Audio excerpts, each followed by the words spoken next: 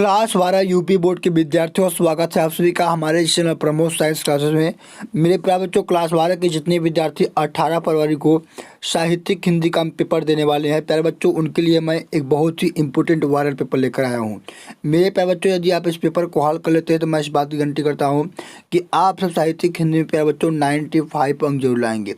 मेरे प्यारे बच्चों, वीडियो को शुरू से अंत तक जरूर देखिएगा। इस पूरे पेपर का सलूशन हम इस वीडियो में आप सभी को करवाने वाले हैं। यहाँ पर देख सकते हैं जो पेपर का कोड है वो 301 DB है। मेरे प्यारे बच्चों, सेम ऐसा ही पेपर कोड आप सभी को आपके बोर्ड एग्जाम में सेम ऐसा ही पेपर आप सभी को देखने को मिलेगा। यहाँ पर देख सकते हैं जो आपका पूर्णांक है जो 100 नंबर का है और आप सभी को जो आप सभी के बोर्ड एग्जाम में समय मिलेगा वो 3 घंटे 15 मिनट मिलेगा। ठीक है, यहाँ पर देखिए निर्देश में क्या करा है कि प्रारंभ के 15 मिनट परीक्षार्थियों को प्रश्न पत्र पढ़ने के लिए निर्धारित है। ठीक है, दूसरा निर्देश यहाँ पर है कि इस प्रश्न पत्र में 2 खंड हैं और दोनों खंडों के सभी प्रश्नों का उत्तर देना आवश्यक है। मेरे प्यारे बच्चों, यदि आप इस चैनल पर नए चैनल को सब्सक्राइब जरूर कर लीजिएगा। इसी तरीके से हम सभी सहयोग के हमारे पेपर का सोल्यूशन इस चैनल पर करवाने वाले हैं। यहाँ पर देखिए खंड क है। खंड क में यहाँ पर सबसे पहले ऑब्जेक्टिव प्रश्न दिया गया है। ठीक है, कराए कि भाषा योग वशिष्ठ के लेखक हैं। ऑप्शन ए है गंग कवि और दूसरा है यहाँ पर राम प्रसाद निरंजनी, तीसरा है दौलत राम और चौथा है राजा शिव प्रसाद सितारे हैं। मेरे प्यारे बच्चों, भाषा योग वशिष्ठ के जो लेखक हैं वो कौन है? Ram Prasad Niranjani. Option number B दूसरा यहाँ पर क्या है? राइट आंसर है। ख वाला क्वेश्चन कराए कि भारतेंदु युगीन लेखक नहीं है। ऑप्शन है प्यारे बच्चों बालकृष्ण भट्ट, दूसरा है पंडित प्रताप नारायण मिश्र, तीसरा है माखनलाल चतुर्वेदी और चौथा यहाँ पर है किशोरीलाल गोस्वामी। तो मेरे प्यारे बच्चों, यहाँ पर जो माखनलाल चतुर्वेदी हैं ये हैं जो है प्यारे बच्चों, ये भारतेंदु युग के लेखक नहीं है। तो इसका जो राइट आंसर ऑप्शन नंबर तीसरा यहाँ पर क्या है? राइट आंसर है। अगला यहाँ पर है ग वाला क्वेश्चन कराया कि शेखर एक जीवनी किसकी रचना है। ऑप्शन है प्यारे बच्चों नागा अर्जुन, दूसरा है मुक्तिबोध, तीसरा है अज्ञे, चौथा है रामचंद्र शुक्ल। तो मेरे प्यारे बच्चों, शेखर एक जीवनी जो है बात करें तो ये प्यारे बच्चों अज्ञे जी की रचना है। इस पे एक फेमस क्वेश्चन पूछा जाता है प्यारे बच्चों, कहा जाता है कि शेखर एक जीवनी किस विधा की रचना है। मेरे प्यारे बच्चों, इसमें जीवनी लिखा हुआ है, बहुत सारे बच्चे इसे जीवनी पर टिक लगा कर आते हैं, लेकिन मेरे प्यारे बच्चों शेखर एक जीवनी जो है एक उपन्यास विधा की रचना है और बात करें किसकी रचना है तो ये अज्ञे जी की है। ठीक है, इसी तरीके से यहाँ पर देखिए घ वाला क्वेश्चन कराया कि आनंद कादम्बनी के संपादक हैं। मेरे प्यारे बच्चों, आनंद कादम्बनी जो है एक पत्रिका है और इस पत्रिका के जो लेखक है प्यारे बच्चों कौन है? बद्री नारायण चौधरी प्रेमगंज जी है। तो इसका जो राइट आंसर है ऑप्शन नंबर यहाँ पर तीसरा क्या है? राइट आंसर है। अगला यहाँ पर अंग वाला क्वेश्चन है कि आवारा मसीहा विधा है। मेरे प्यारे बच्चों, बात करें आवारा मसीहा विधा की तो प्यारे बच्चों यह एक जीवनी विधा की रचना है। ठीक है, बात करें आवारा मसीहा किसकी रचना है तो मेरे प्यारे बच्चों विष्णु प्रभाकर की रचना है। किसकी रचना है? विष्णु प्रभाकर की रचना है। मेरे प्यारे बच्चों, सारे क्वेश्चन को आप लोग तैयार करके रखिएगा। ये सारे क्वेश्चन आप सभी के बोर्ड एग्जाम के लिए बहुत इंपॉर्टेंट है। ठीक है, यहाँ पर देखिए दूसरा का क वाला क्वेश्चन है कि खड़ी बोली का प्रथम महाकाव्य है। ऑप्शन है प्यारे बच्चों कामयानी, दूसरा है प्रियप्रवास और तीसरा है यहाँ पर राम शब्द की पूजा और चौथा यहाँ पर है साकेत। तो मेरे प्यारे बच्चों, खड़ी बोली का जो प्रथम महाकाव्य है वो क्या है प्यारे बच्चों? साकेत है। साकेत की बात करें साकेत किसकी रचना है तो मेरे प्यारे बच्चों साकेत जो है वो है मैथिली शरण गुप्त की एक रचना है। ठीक है, अगला यहाँ पर ख वाला क्वेश्चन है कि छायावाद की समय सीमा है। ऑप्शन है प्यारे बच्चों 1918 से 1936 ईस्वी तक, दूसरा है 1915 से 1930 ईस्वी तक, तीसरा है 1921 से 1940 ईस्वी तक और चौथा है यहाँ पर 1900 से 1936 ईस्वी तक। तो मेरे प्यारे बच्चों, जो छायावाद की समय सीमा है वो है प्यारे बच्चों 1918 से 1936 ईस्वी तक। मेरे प्यारे बच्चों, इसी पर पूछाता है कि जो इस छायावाद को हम लोग क्या कहते हैं? शुक्ल युग कहते हैं। ठीक है, तो शुक्ल युग का भी जब आपसे जो पूछा कि शुक्ल युग का समय सीमा क्या है तो उसका भी राइट आंसर क्या आएगा? यही होगा। ठीक है, अगला यहाँ पर है ग वाला क्वेश्चन कह रहा है कि हम राही नहीं राहों के अन्वेषी हैं, यह कथन किसने कहा। तो मेरे प्यारे बच्चों, डॉक्टर नामवर सिंह ने ये कथन कहा कि हम राही नहीं राहों के अन्वेषी हैं। ठीक है। इसी तरीके से यहाँ पर अंगा वाला क्वेश्चन कर रहा है, सॉरी घ वाला कर रहा है कि मैं नीर भरी दुख की बदली काव्य पंक्ति के रचनाकार है। मेरे प्यारे बच्चों, यहाँ पर आप सभी के बोर्ड एग्जाम में एक महादेवी वर्मा जी का गीत है। उसी गीत में महादेवी वर्मा जी ने कहा है कि मैं नीर भरी दुख की बदली। ठीक है। तो प्यारे बच्चों, इसका जो राइट आंसर ऑप्शन नंबर यहाँ पर दूसरा क्या है, राइट आंसर है। अगला यहाँ पर क्वेश्चन है, कह रहा है कि चांद का मुंह टेढ़ा है की विधा क्या है। मेरे प्यारे बच्चों, जो चांद का मुंह टेढ़ा है वो प्रकार का निबंध है। अगर बात करें ये किसकी रचना है तो गजानन माधव मुक्तिबोध का यह रचना है, चांद का मुंह टेढ़ा है। इस तरीके से प्यारे बच्चों आपके यहाँ पर 10 MCQ समाप्त होते हैं। अब यहाँ पर देखिए तीसरा वाला क्वेश्चन आप सभी का कर रहा है, कह रहा है कि निम्नलिखित गद्यांश पर का संदर्भ देते हुए नीचे दिए गए प्रश्नों के उत्तर दीजिए। मेरे प्यारे बच्चों, आप सभी के पास यहाँ पर एक गद्यांश दिया गया है और इस पे यहाँ पर आप सभी को 5 प्रश्न दिया गया है। पांचों प्रश्नों का आंसर जो है प्यारे बच्चों आप सभी को इसी गद्यांश में देखने को मिलेगा। तो सबसे पहले जब आप सभी के बोर्ड एग्जाम में आपके पास जब पेपर आए तो गद्यांश पर आइए, तो सबसे पहले एक बार थोड़ा सा गद्यांश को पढ़िए, क्योंकि पढ़ने से ये पता चलता है कि गद्यांश किस पाठ से लिया गया है और पाठ का नाम जब पता चलता है तो ये पता करना है कि एक पाठ के लेखक कौन है। तो देखिए सबसे पहले हम गद्यांश को पढ़ते हैं। लिखा है कि पुरुषार्थ वह है जो पुरुष को सप्रयास रखे, साथ ही संयुक्त भी रखे। यह जो सहयोग है सच में पुरुष और भाग का ही है। पुरुष अपने अहम से वियुक्त होता है तभी भाग से संयुक्त होता है। लोग जब पुरुषार्थ को भाग से अलग और विपरीत करते हैं तो कहना चाहिए कि वे पुरुषार्थ को ही उसके अर्थ से विलग और विमुख कर देते हैं। पुरुष का अर्थ क्या पशु का ही अर्थ है। बल विक्रम तो ज़्यादा होता है, दौड़ धूप निश्चय ही पशु अधिक करता है। लेकिन आगे लिखेंगे मेरे बच्चों कि लेकिन यदि पुरुषार्थ पशु चेष्टा के अर्थ से कुछ भिन्न और श्रेष्ठ है तो इस अर्थ में वह केवल हाथ पैर चलाना नहीं है, न क्रिया का वेग और कौशल है, बल्कि वह स्नेह और सहयोग की भावना है। मेरे प्यारे बच्चों, इस तरीके से इसको पढ़ने के बाद यहाँ पर देखिए इस पद्यांश में यानी गद्यांश में यहाँ पर पुरुषार्थ से आ रहा है, बार बार देखिए यहाँ भी पुरुषार्थ है, इसके बाद देखिए यहाँ भी पुरुषार्थ है। ठीक है। इसके बाद देखिए बहुत जगह क्या है प्यारे बच्चों, पुरुषार्थ है, यहाँ पर देखिए पुरुषार्थ है। और इसमें भी देखिए एक चीज़ और होता है कि इसमें भाग आ रहा है। ठीक है। इसमें क्या रहा है, भाग आ रहा है। तो मेरे प्यारे बच्चों आज भी एक चैप्टर है भाग व पुरुषार्थ। ठीक है। और जिसके लेखक कौन है, जयनंद कुमार जी हैं। तो वहीं से गद्यांश क्या लिया गया है, यही ट्रिक मेरे प्यारे बच्चों आप सभी को अपने बोर्ड एग्जाम में गद्यांश को हल करने में लगाना है। ठीक है। तो आइए हम यहाँ पर क्वेश्चन कॉल करते हैं। देखिए सबसे पहला यहाँ पर क्वेश्चन कर रहा है कि उपयुक्त गद्यांश के पाठ और लेखक का नाम लिखिए। तो आप पाठ का नाम लिखेंगे प्यारे बच्चों यहाँ पर क्या, भाग और पुरुषार्थ, और लेखक का नाम लिखेंगे जयनंद कुमार। ठीक है। अगला यहाँ पर क्वेश्चन करा है कि रेखांकित अंश की व्याख्या कीजिए। मेरे प्यारे बच्चों यहाँ पर देखिए इस गद्यांश में इस तरीके से यहाँ पर रेखांकित अंश किया गया है। ठीक है। आप इसी का क्या करेंगे, अपने शब्दों में इसका व्याख्या करेंगे। सबसे पहले आप रेखांकित अंश की व्याख्या हेड डालेंगे और उसमें थोड़ा सा अपने तरफ से लिखेंगे कि उपर्युक्त रेखांकित अंश में जयनंद कुमार जी कहते हैं कि। इतना लिखने के बाद आप सभी को प्यारे बच्चों सेम यही जो पद्य इस गद्यांश में लिखा हुआ छाप देना है। एक भी नंबर नहीं कटेगा प्यारे बच्चों, एग्जाम आप सभी को पूरा नंबर देगा। ठीक है। इसके बाद देखिए यहाँ पर अगला करा है कि पुरुषार्थ किसे कहते हैं। तो यहाँ पर देखिए इसका आंसर यहाँ पर दिया गया है कि पुरुषार्थ वह है जो पुरुष को प्रयास रखे, साथियों संयुक्त रखे। ठीक है। यह सहयोग है, सच में पुरुष भाग क्या ही है। तो इतना आपसे को इसका आंसर यहाँ पर लिखना है प्यारे बच्चों। ठीक है। अब अगला यहाँ पर देखिए कहा है कि पुरुष और पशु में क्या अंतर है। तो इसका आंसर यहाँ पर जयनंद कुमार जी ने बताया है कि पुरुष का अर्थ क्या पशु ही है। बल विक्रम जो ज़्यादा होता है, दौड़ धूप निश्चय पशु अधिक करता है, लेकिन पुरुष पुरुषार्थ को चेष्टा और अर्थ से कुछ भिन्न और श्रेष्ठ होते हैं। ठीक है। इस प्रकार से इसका आंसर यहाँ पर लिखना होगा। इसके बाद प्यारे बच्चों देखिए यहाँ पर आप सभी का अथवा में भी एक गद्यांश दिया जाएगा।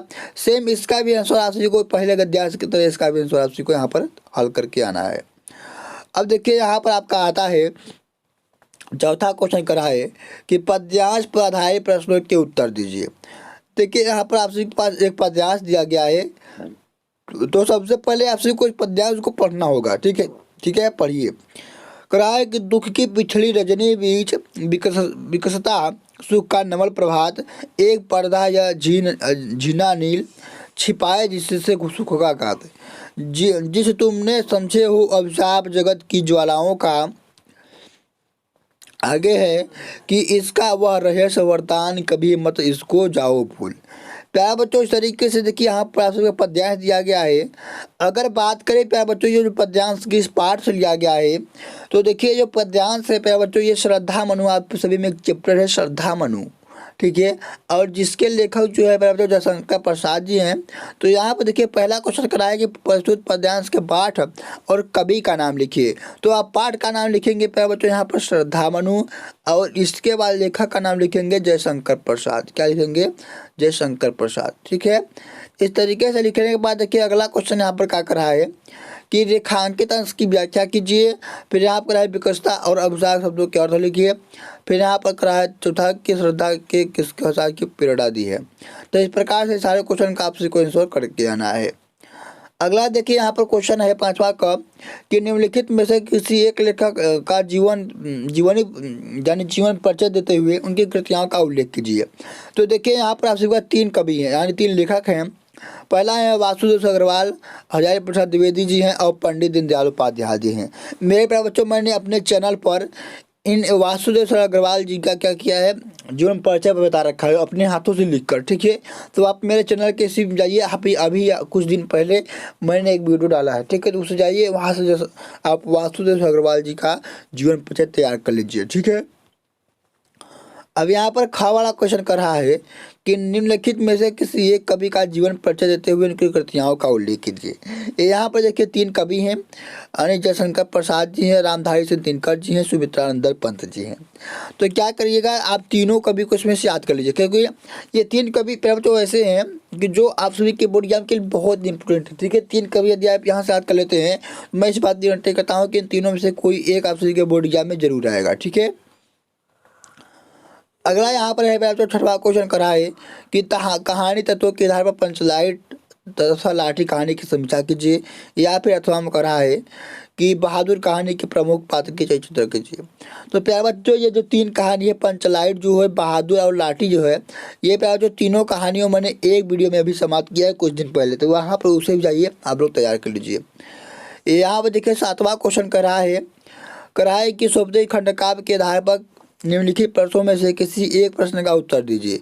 तो देखिए खंडकाव्य जो है वो अलग अलग जिले में अलग अलग चलता है। तो आपके इलाके में यानी आपके ज़िले में जो भी खंडकाव्य चलता होगा आप उसे तैयार कर लीजिए, इसमें कोई बात नहीं है, ये सब फिक्स टॉपिक है। ठीक है, अब यहाँ पर आप सभी का जो अगला क्वेश्चन है खंड ब। यहाँ पर आप सभी का अगला क्वेश्चन खंड ब है, कह रहा है कि निम्नलिखित गद्यांश का संदर्भ सहित हिंदी में अनुवाद कीजिए। तो देखिए यहाँ पर है कि संस्कृत साहित्य आदि कवि वाल्मीकि, महर्षि व्यास, कवि गुरु कालिदास, अन्य भाषा च भारवी भावभूतियो महाकविय सुखियो ग्रंथे अद्याप पाठकानां हृदय विराजन्ते। इयं भाषा अस्माभिः मातृं सम्माननीया वन्दनीया यतो च भारतः स्वतन्त्रे गौरवम् अखण्डत्वं संस्कृतेनैव सुरक्षितं शक्यन्ते। ठीक है, इयं संस्कृत भाषायां सर्वासु भाषासु प्राचीना श्रेष्ठा च अस्ति। ठीक है, तो यहाँ पर लिखी है, अब इसका व्याख्या करेंगे कि संस्कृत साहित्य के आदि कवि वाल्मीकि, महर्षि व्यास, कवि कुलगुरु कालिदास, अन्य और भाव को बोध कराने वाले महान कवि अपने ग्रंथ रत्नों के द्वारा आज भी पाठकों की हृदय में विराजमान है। यह भाषा आज भी हमारे माता के समान सम्माननीय और वंदनीय है। जिस प्रकार भारत माता के स्वतंत्रता के लिए अखंडता का संस्कृत भाषा ही सुरक्षित है। यह भाषा संस्कृत भाषा की सबसे श्रेष्ठ भाषा है और पुरानी भाषा है। तत्मान इसलिए सुष्टुम ने क्या सही कहा जाए कि भाषा से मुख्य मधुरा दिव्या गिरवार भारती, यानी भाषाओं में सबसे मुख्य और मधुर तथा अलौकिक संस्कृत की भाषा है। इस तरीके से आश्रय को इसका क्या करना है, हिंदी में अनुवाद करना है। बात करें इसका कि किस पाठ से लिया गया है, तो संस्कृत भाषा महत्व से लिया गया है। तो आप इसका संदर्भ लिखेंगे कि प्रस्तुत संस्कृत गद्यांश हमारी पाठ्य पुस्तक हिंदी के संस्कृत खंड में संकलित संस्कृत भाषा महत्व पाठ से लिया गया है। इस तरीके से आप सभी को इसका संदर्भ व्याख्या कर देना है। अगला ये देखिए यहाँ पर है कराए ख वाला क्वेश्चन यहाँ पर कि निम्नलिखित श्लोकों में से किसी एक का कर कीजिए, हिंदी में अनुवाद कीजिए और संदर्भ भी लिखिए। तो देखिए यहाँ पर ऐसे है आपका कहा है कि भाषा सुमुख्या मधुरा दिव्या गिरवार भारती तस्या ही मधुरम काव्यम तस्मात् अशुभाषितम। ठीक है, तो इसका व्याख्या करेंगे कि भाषाओं में मुख्य मधुर और अलौकिक संस्कृत भाषा है, उससे अधिक मधुर उसका काव्य है और उससे भी अधिक उसका काव्य उसका जो मधुर है वो क्या है, उसका सुंदर भाषा है। तो देखिए इस प्रकार से का हिंदी में अनुवाद करेंगे और ये जो बात करें किस पाठ से लिया गया है, तो आप सभी में एक चैप्टर सुभाषित रत्नानि उस पाठ से लिया गया है। ठीक है, अब अगला क्वेश्चन है प्यारे बच्चों, यहाँ पर कराया कि निम्नलिखित में से किन्हीं दो का संस्कृत में उत्तर दीजिए। 4 क्वेश्चन यहाँ पर है प्यारे बच्चों, चार में से 2 ऑप्शन को यहाँ पर तैयार कर लीजिएगा। ठीक है, अब देखिए यहाँ पर अगला क्या है, 10वां क्वेश्चन है प्यारे बच्चों रस अलंकार से।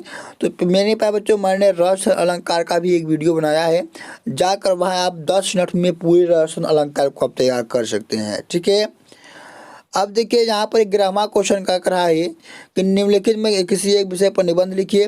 तो देखिए आपके पास यहाँ पर 5 निबंध है। ठीक है, इन 5 निबंध को तैयार कर लीजिए। मैं इस बात की गारंटी करता हूँ कि इन 5 निबंध में से आप सभी के बोर्ड एग्जाम में एक भी निबंध नहीं आएगा। ठीक है, अगला यहाँ पर देखिए 12वां क्वेश्चन कर रहा है कि गायक का संधि विच्छेद होगा। तो देखिए यार जो यहाँ पर जब आप इसका संधि विच्छेद करेंगे गायक का आएगा गाय धन क, तो इसका जो राइट आंसर ऑप्शन नंबर ब यहाँ पर क्या है, राइट आंसर है। अगला है कर रहा है कि राम से का संधि विच्छेद कौन होगा। तो आप इसका जब संधि विच्छेद करेंगे तो यहाँ पर राम क्या आएगा, रामधन से थे। ठीक है, तो इसका जो राइट आंसर है प्यारे बच्चों यहाँ पर क्या है, ऑप्शन नंबर 100 यहाँ पर क्या है, इसका राइट आंसर है। अगला यहाँ पर क्या है कि उच्चारण में संधि विच्छेद है।